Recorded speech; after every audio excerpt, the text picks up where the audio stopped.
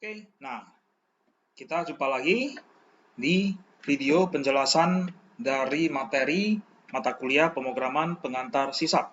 Nah, pada video ini saya akan menjelaskan khusus pada penggunaan dari kelas konsol. Nah, jika pada sebelumnya Anda sudah melihat bagaimana environment dari Microsoft Visual Sisap. Oke, nah di dalam kelas konsol ada sejumlah perintah. Nah, jadi misalnya di sini saya ketikkan console dot. Nah, dapat Anda lihat memiliki sejumlah perintah yang ada di dalam konsol. Saya akan menjelaskan beberapa perintah di sini yang dinilai penting, di mana nanti perintah tersebut akan berperan penting di dalam pemahaman pembelajaran selama satu semester ini. Oke, nah di dalam slide dapat Anda lihat penjelasannya. Kita mulai dari console.clear. Fungsinya adalah membersihkan layar. Nah, membersihkan layarnya seperti gimana? Oke, misalnya dulu, saya mencetak console.writeLine. Tulisannya adalah kata A sebanyak 5 buah.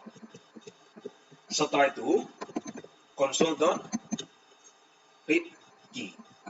Menunggu penekanan satu tombol dari user. Nah, setelah user menekan satu tombol, maka console.writeLine lagi. Kali ini adalah B, 5 buah. Setelah itu, console.readKey. Oke, nah kita lihat hasilnya. Saya jalankan. Oke, mungkin di sini saya perbesar dulu tulisannya. Nah, ya. Kemudian untuk warna tulisannya putih. Oke, agak terang. Ya. Nah, setelah itu hasilnya ya. Kita lihat console.writeLine 5 buah A. 5 buah B belum muncul karena pada posisi ini sedang menunggu user menekan sembarangan tombol. Oke, saya menekan sembarangan tombol. Nah, untuk membuktikan tombol yang saya pilih itu adalah sembarangan tombol, saya akan menggunakan keyboard on screen. Ya. Nah, saya akan menekan tombol G. Nah, maka muncullah hasilnya. Nah, dapat Anda lihat G. G-nya muncul. Kenapa G-nya itu muncul? Perintah readKey ini, dia menunggu user menekan sembarangan tombol. Nah, sembarangan tombol di sini, definisinya adalah satu tombol. Tombol yang ditekan oleh user, itulah akan di-capture oleh perintah readKey dan dimunculkan. Ya? Nah, maka tadi saya menekan G, maka dia muncul G. Setelah G itu muncul melalui perintah readKey, barulah dia cetak huruf D sebanyak 5 buah. Masuk lagi readKey. Nah, kalau misalnya saya menekan P, maka programnya akan tutup. Ya. Nah, sekarang saya tambah lagi. Saat huruf A muncul dan menunggu user menekan sembarangan tombol. Setelah tombol ditekan, maka saya bersihkan layarnya. Lihat. Apa yang terjadi? Muncul huruf A, kemudian posisi sekarang adalah readKey. Saya menekan sembarangan tombol. Maka huruf A-nya tersebut dengan tombol yang saya tekan hilang. Kenapa? Karena perintah .clear membersihkan layarnya. Jadi huruf A dibersihkan beserta tombol yang saya tekan dengan readKey pertama itu dihapus, dibersihkan layarnya. Setelah itu baru cetaklah huruf B dan masuk ke readKey yang kedua. Tutup. Nah, itu adalah fungsi dari readKey. Oke, berikutnya. Nah, tadi readKey kan. Lanjut readLine. Nah, kalau misalnya readKey tersebut saya ganti menjadi readLine. Ini juga. Ya. kita lihat. Muncul. Saya juga buka keyboard on screen. Nah, posisi sekarang read line. Saya menekan G. Apa yang terjadi? Dia muncul G. Saya tekan H. Dia muncul H. Saya tekan 1. Dia muncul 1 dan seterusnya.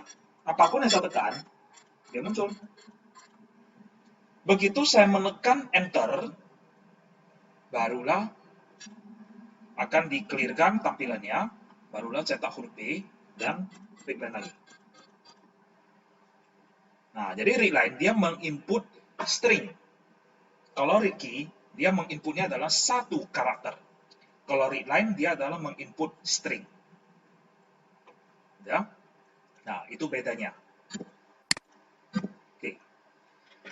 Lanjut. Berikutnya adalah reset color. Nah, reset color saya akan padukan dengan perintah dari for color dan back color. Ya? Oke, kita lihat. Nah, ini saya hapus dulu. Kemudian ini saya balikan menjadi read key. Saya akan mencetak huruf A atau menjadi hello world aja. Console.forColor. .forColor bisa Anda lihat kalau misalnya saya mengetik for color. Ya, saya perbesar. Perhatikan ya, sekali lagi. For color. Nah, Anda lihat, for color dia adalah bertipe console color. Ya, jadi console color. Console color dari for color. Nah, karena dia bertipe console color, maka penulisannya harus sama dengan console color. Dimulai dengan console color. Dot. Nah, warnanya apa? Dia tersedia sejumlah warna. Ya, warna tulisan. Oke, warna tulisan misalnya di sini saya memasangkan contohnya warna kuning, titik koma. Ya, lanjut lagi, console dot back color. Nah, kali ini adalah back color. Dia juga sama, menggunakan console color dot. Nah, mau warna apa? Kalau warna tulisannya kuning, kuning itu kan warna yang agak terang. Nah, maka backgroundnya itu kita mengambil yang agak gelap, tapi jangan hitam, karena defaultnya sudah hitam kan? Oke, mungkin saya mau mengambil red, merah. Titik koma. Ya? Oke, nah. Saya tutup dulu. Ya, oke, saya jalankan. Nah, bisa Anda lihat warna tulisannya kuning, backgroundnya merah. Nah, mungkin kuningnya itu kurang kontras. Oke, saya ganti aja. Jangan kuning. Misalnya apa? Green, warna hijau. Nah, kita coba lihat lagi. Nah, nampak? Tulisannya hijau. Berlatar merah. Ya. Nah, kemudian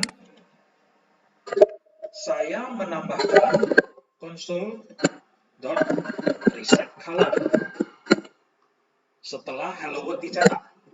Setelah reset color, saya tuliskan lagi console.red light. Nah, apa? Hello. Nah, coba kita lihat. Saya jalankan. Nah, Anda perhatikan. Pertama, saya sudah men-set warna tulisannya hijau, warna backgroundnya adalah merah. Maka, warna pada tulisan Hello World yang berikutnya itu adalah warna hijau di atas merah.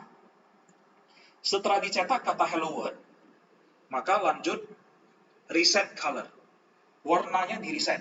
Jadi saat dipanggil reset color, warna yang di reset dia akan kembali menjadi warna default. Yakni apa? Warna putih di atas hitam. Ya. Nah, warna yang disesuaikan dengan US dari Windows untuk command line. Ya. Nah, setelah itu barulah dia tulis Hello Prodi TI, di mana tulisan Hello Prodi TI dia sudah kembali ke warna default, yakni putih di atas hitam. Setelah itu klik key, menunggu user menekan sembarangan tombol. Nah, itu adalah background color, foreground color, dan reset color. Oke, lanjut. Nah, apalagi? Cursor left dan cursor top dengan set cursor position. Oke, nah, saya jalankan dulu. Nah, tampilan editor ini, Anda akan melihat vertikal dan horizontalnya. Ya. Nah, horizontal ini adalah sumbu X, vertikal ini adalah sumbu Y. Nah, kita bisa mengatur penempatan tulisan itu di koordinat yang mana. Ya. Nah, sekarang saya akan menggeser tulisan Hello TI ini. Saya menuliskan dulu console.cursor left sama dengan 5 atau bisa sama dengan 10. Cursor left. Kemudian console.cursor top sama dengan 3. Nah, apa yang terjadi? Kita lihat. Nah, cursor left sama dengan 10. Jika Anda perhatikan dulu ya, left itu berarti dari kiri kan? Kiri, berarti untuk sumbu X. H ini rata dengan huruf D dari Hello World ini. Ya, ini adalah koordinat 10. Paling kiri atas ini adalah 0. Nah, kita hitung bersama. Huruf A dengan sumbu X ada di koordinat 0. 0, 1, 2, 3, 4, 5, spasinya ya, 5, 6, 7, 8, 9, 10. Nah, koordinat X adalah 10, sejajar dengan D. Nah, kursor top, sumbu Y. Baris pertama itu adalah 0. Perhatikan jarak ini. Nah, jarak ini lebih kurang ada 2 baris. Ya. 0, 1, 2, dan 3. Nah, Y-nya adalah 3. Ya. Oke. Nah, kursor top dan kursor left 10 dan topnya 3. Saya dapat menggantikannya menjadi perintah seperti ini. Set cursor position dalam kurung. Nah, bisa Anda lihat dalam kurungnya. Nah, left, top. Set cursor position, left, top. Oke. Nah, left-nya berapa? Kita ambil di atas kan? 10. Topnya 3. Nah, 2 ini saya hapus. Kita lihat hasilnya. Hasilnya adalah sama. Sejajar dengan D, dan jaraknya ada 2 baris di sini. Oke? Nah, itu adalah kegunaan dari set cursor position dengan cursor left dan cursor top. Oke. Berikutnya lagi. Nah, right dan right line. Dari awal, saya mencetak suatu tulisan dengan menggunakan right line. Nah, apa perbedaan right line dengan right? Nah, sebelumnya, saya akan menjelaskan dulu sedikit intermezzo. Kalau di dalam C, ya, di dalam C, atau C-sharp ya, C atau, di dalam C atau C++, ya, bahasa C atau C++. Anda tidak asing lagi dengan perintah print, ya, dengan print n. Ya. Nah, print fungsinya sama dengan right. Print dengan fn fungsinya sama dengan right. fungsinya sama, beda perintah aja. Nah, kalau print, saat dia mencetak suatu tulisan ke layar, tulisan tersebut setelah dicetak, kursor yang aktif berada di mana?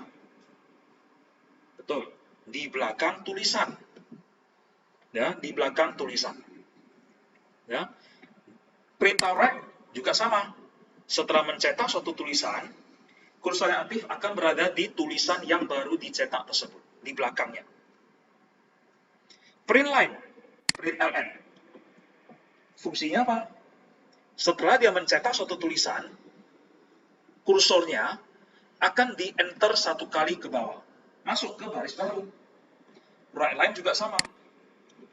Setelah suatu tulisan dicetak, kursornya akan di-enter satu kali, sehingga dia akan masuk ke baris baru. Nah, kita buktikan. Oke, for color-nya saya hapus, ini juga saya hapus. Sekarang saya hanya menuliskan hello dengan menggunakan write. Nah, kita jalankan. Perhatikan kursor yang berkedip. Di mana? Di belakang hello.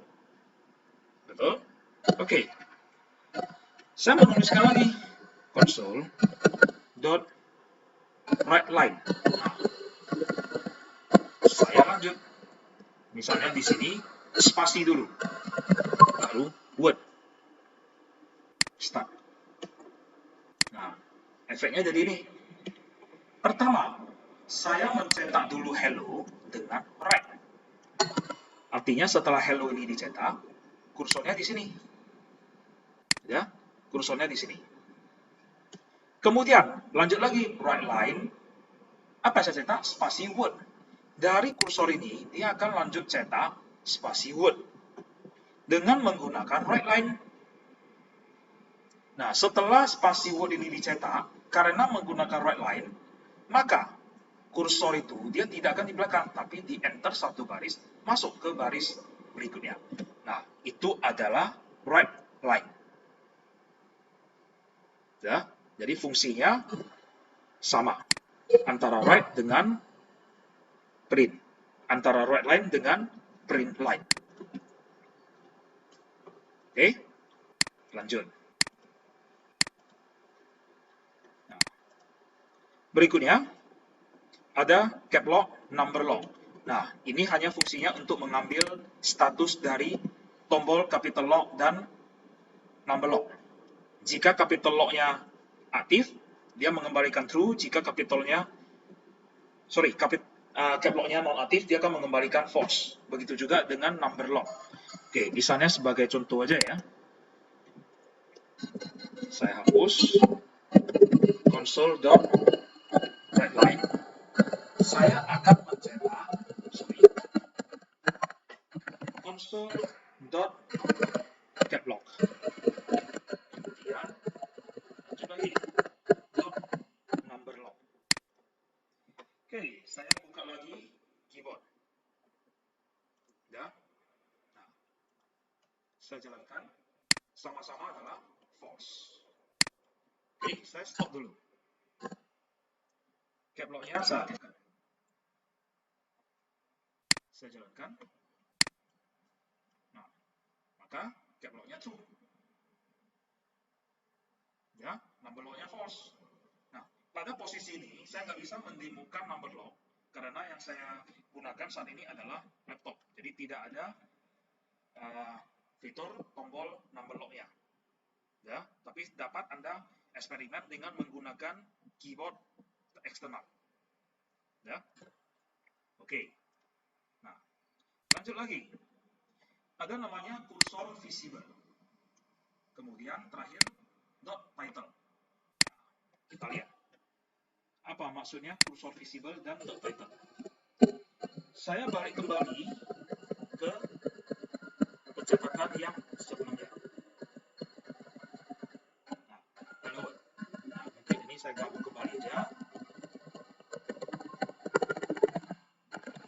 Hello world. Ya. Saya jalankan.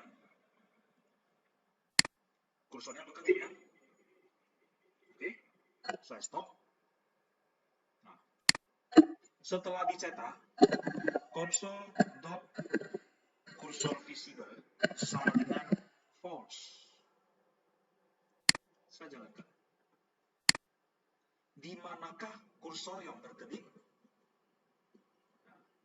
Dapatkah Anda menemukan kursor yang berkedip?